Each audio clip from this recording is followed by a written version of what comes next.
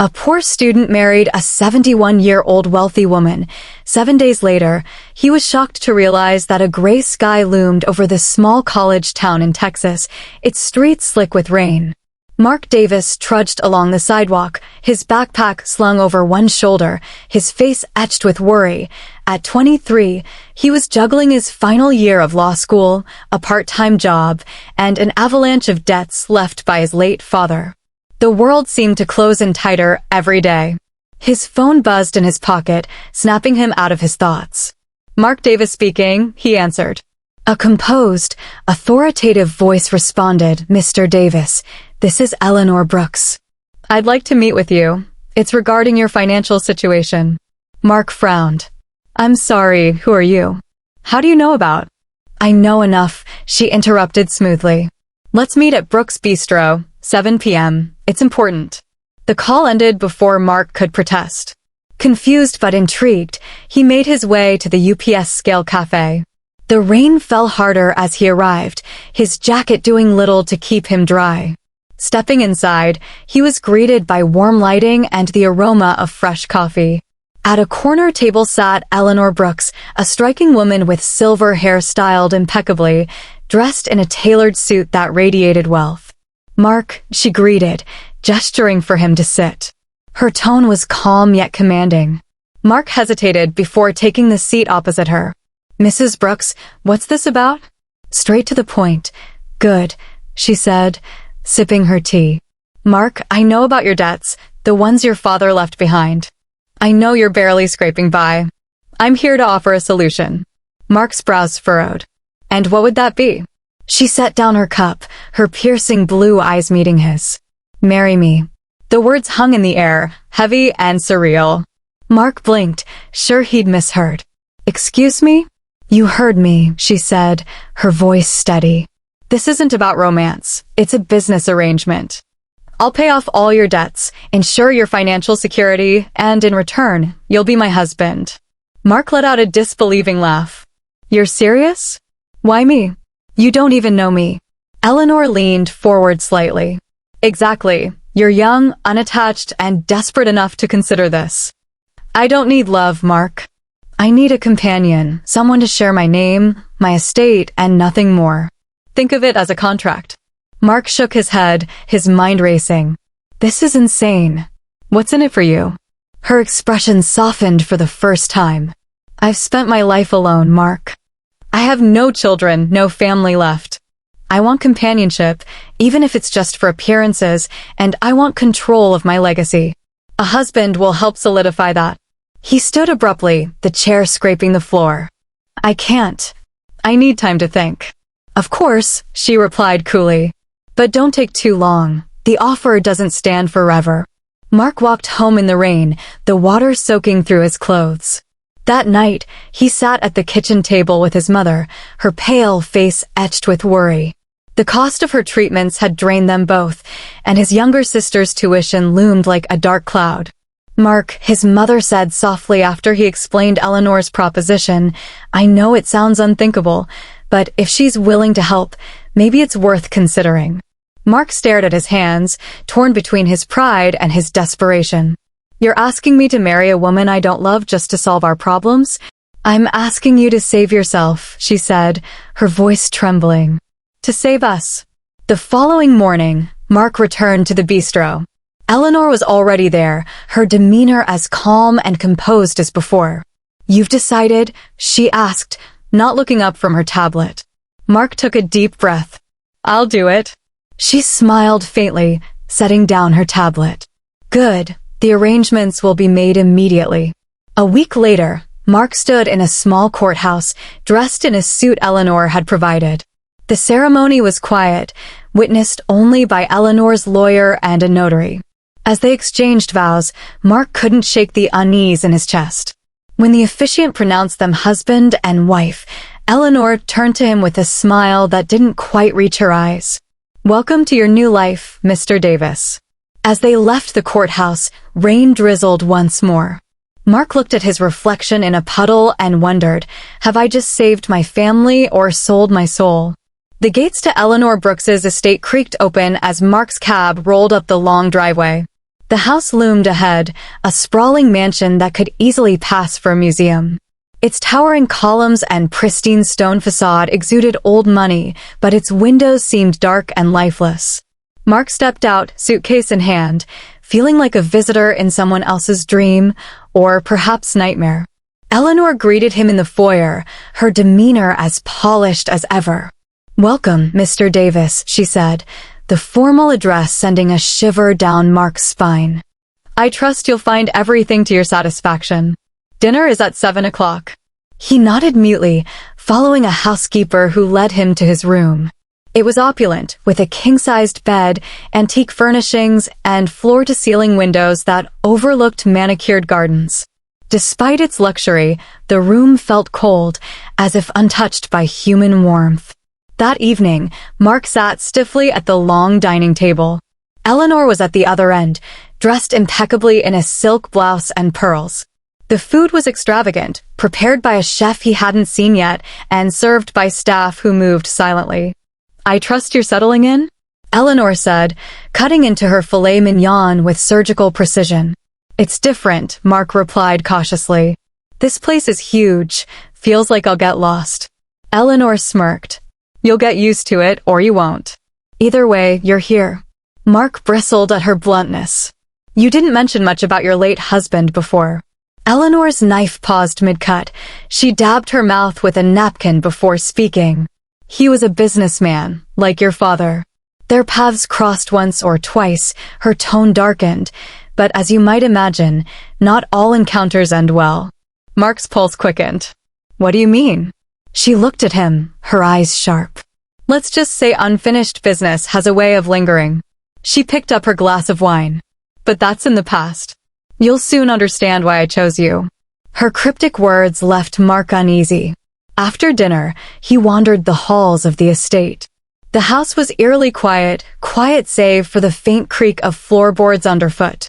He passed several locked doors, their brass handles gleaming in the dim light.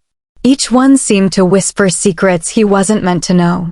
As the days passed, Mark grew more unsettled. The staff avoided eye contact, speaking in hushed tones when they thought he wasn't listening. He overheard snippets of conversations that made his stomach twist. Why him? Does he even know? She never does anything without a reason. He'll figure it out eventually. They always do. One evening, while pacing the library, Mark noticed Eleanor's desk. Papers were strewn across its surface, along with a small ornate key. It gleamed under the desk lamp, its intricate design catching his eye. His gaze darted around the room. No one was there. Heart pounding, he reached for it. The key was heavier than he expected, cool to the touch. Mark's mind raced. Could this be for one of the locked doors? He glanced toward the hallway where shadows danced against the walls. His breath quickened as he slipped the key into his pocket. That night, lying in his luxurious but suffocating room, Mark turned the key over in his hands. A million questions swirled in his mind, but one loomed above all. What is Eleanor hiding, and why had she really chosen him? The mansion was shrouded in stillness when Mark crept down the hall. The key felt like a lead weight in his pocket, its cool surface pressing against his thigh. His pulse quickened as he approached the door he had noticed earlier. Its ornate handle gleamed faintly in the moonlight streaming through the windows. Glancing over his shoulder, Mark turned the key in the lock. The soft click reverberated in the silence, sending a chill down his spine.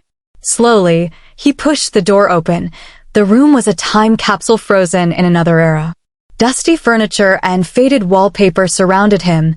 Photographs in tarnished silver frames lined a table, their images capturing happier times. Eleanor as a young woman, a man who must have been her late husband, and another couple Mark didn't recognize. But it was the stack of papers on the desk that caught his attention.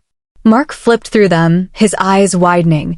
Legal documents detailed failed business deals between Eleanor's husband and Mark's father. A particular letter, written in sharp, slanted handwriting, accused Mark's father of fraud. "You ruined everything. My family was left with nothing because of your lies." His breath hitched when he noticed the last page. A marriage license, his name and Eleanor's, stared back at him stark against the paper. It was dated weeks before the wedding, far earlier than he'd known. On the desk lay an old, leather-bound diary. Mark hesitated, then opened it. The entries were Eleanor's, revealing a calculated plan to trap Mark in a marriage that would fulfill her ultimate goal, to settle old scores. I will take everything from him just as his father did to me. He will be my pawn. Mark froze as the door creaked behind him. Enjoying yourself? Eleanor's voice was icy, cutting through the shadows like a blade. He spun around, guilt and fear writ large on his face. Eleanor, You thought you'd find answers here? She stepped into the room, her silhouette sharp against the dim light from the hall. Curiosity killed the cat, Mark. What do you think you're doing? His voice was low but firm. Why did you really marry me? Is this about my father? Is this some kind of revenge? Eleanor's eyes hardened, her usual composed facade cracking. It's not your place to ask questions, Mark. Just do what you're told, and you'll leave this marriage better off than you started. Isn't that enough for you? Mark's fists clenched. Enough. You've lied to me, manipulated me. This isn't a marriage, it's a trap. Eleanor's lips curled into a faint smile, one that didn't reach her eyes. A trap, is it? Maybe you should have thought twice before signing those papers. She stepped closer, her tone venomous.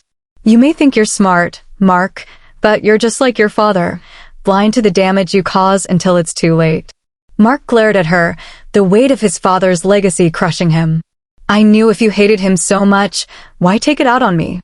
I had nothing to do with what he did to your family. Eleanor stared at him for a long moment, the silence stretching like a taut string. Finally, she turned on her heel. You're in over your head, Mark. Stay out of matters that don't concern you. With that, she left the room, her footsteps fading down the hall. Later that night, Mark lay wide awake in bed, his mind racing. Eleanor's words haunted him, but so did the documents in the diary. Why had she gone to such lengths to entangle him in her schemes? Was it really just about revenge? His thoughts were interrupted by the faint sound of Eleanor's voice. He slipped out of bed and crept toward her study, pressing his ear against the door. Make sure the transfer is complete, Eleanor said, her tone sharp and commanding. We can't let him back out now. Time is running out. Mark's blood ran cold. Whatever was happening, he was in deeper than he'd ever imagined. Mark sat alone in the grand library, his mind a whirlpool of fear and confusion. Eleanor's cryptic words and the damning contents of the locked room made it clear he was in over his head. The once imposing estate now felt like a gilded prison, its luxurious trappings concealing dark secrets. That evening, Mark approached Mr. Harris, the estate's head butler, a man whose calm demeanor suggested he'd seen and heard more than he let on. Mark, Mr. Harris said, I need your help. Something isn't right here. The older man regarded him with a steady gaze, his hands clasped behind his back. Mr. Harris, I was wondering how long it would take before you came to me. Mark, you know something, don't you, about Eleanor, about all of this? Mr. Harris hesitated before speaking. You're not the first young man to be drawn into Eleanor's world, Mark. She's clever, resourceful, and ruthless when it comes to her goals. My advice? Watch your back. Mark's chest tightened. Why are you still here if you know what she's capable of? Mr. Harris's expression softened, a flicker of regret passing across his face. Some of us don't have the luxury of walking away. Determined to find a way out, Mark began devising a plan. He reached out to a trusted friend from law school, Peter, under the guise of catching up. Mark, Peter, hypothetically, if someone signed a contract under coercion or false pretenses, is there any way to avoid it? Peter, hypothetically, yes, but it depends on the evidence. Why? Are you in some kind of trouble? Mark deflected. Just a class project I'm working on. Thanks, man. The next few days, Mark carefully searched Eleanor's office whenever she was away, hoping to uncover something that could explain her obsession with his father. Late one night, as he rifled through her desk, he found an envelope addressed to his father. The letter was a scathing condemnation, written by Eleanor herself. It accused Mark's father of embezzlement, fraud, and deceit that had led to the financial ruin of Eleanor's family and, ultimately, the death of her husband. You left us with nothing. My husband's heart couldn't take the stress, and he's gone because of you. I will see to it that your family pays for what you've done." Mark's stomach churned. Eleanor's actions weren't just about reclaiming her fortune. They were about revenge, fueled by years of pain and anger. Returning the letter to its hiding place, Mark resolved to act. He couldn't allow Eleanor to use him as a tool for her vendetta. That night, he began mapping out possible escape routes from the estate, but Eleanor's sharp instincts caught wind of his unease. The next morning, she found him in the breakfast room, her icy presence cutting through the quiet. "Eleanor, you've been busy, haven't you?" Mark froze, his spoon halfway to his mouth. "I don't know what you're talking about." Eleanor smiled coldly. "Don't play coy with me, Mark. If you think you can outsmart me, you're sorely mistaken. I've dealt with far craftier opponents than you." Mark swallowed hard, trying to keep his voice steady. "I don't know what you're accusing me of, but I'm not doing anything wrong." Eleanor leaned closer, her voice dropping to a venomous whisper. "If you betray me, you'll wish you hadn't. Remember that." She straightened and left the room, leaving Mark to grapple with the growing realization that escape might be more dangerous than staying. But staying meant surrendering his life to Eleanor's twisted plans, a fate he refused to accept. The air in the estate felt charged as Mark paced the library, the weight of his discovery pressing heavily on his shoulders. The private investigator he'd quietly hired had just left, confirming the devastating truth. Eleanor's late husband, Harold Brooks, had been swindled by Mark's father in a fraudulent real estate deal that stripped the Brooks family of their fortune. Harold's death from a heart attack soon after was the final blow, leaving Eleanor embittered and determined to exact revenge. Eleanor's proposal to marry Mark had been more than a calculated plan to settle scores. It was a way to make his family suffer, even from beyond the grave. Mark clenched his fists, anger coursing through him. How could she blame me for my father's sins? But as much as he resented Eleanor's actions, he couldn't deny the pain that had driven her. That evening, Mark met his law school friend Peter in secret. With Peter's help, he compiled the evidence he had collected from Eleanor's office and the investigators' findings. Among the documents, they discovered Eleanor's involvement in current business dealings that bordered on illegal, shady partnerships and falsified reports designed to rebuild her empire at any cost.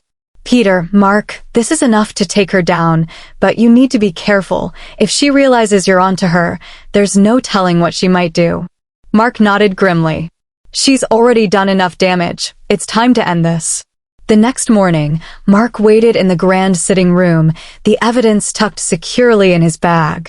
When Eleanor finally entered, her icy composure intact, he stood to face her. "Mark, we need to talk." Eleanor raised an eyebrow, her tone clipped. "Is that so? What could possibly be so urgent?"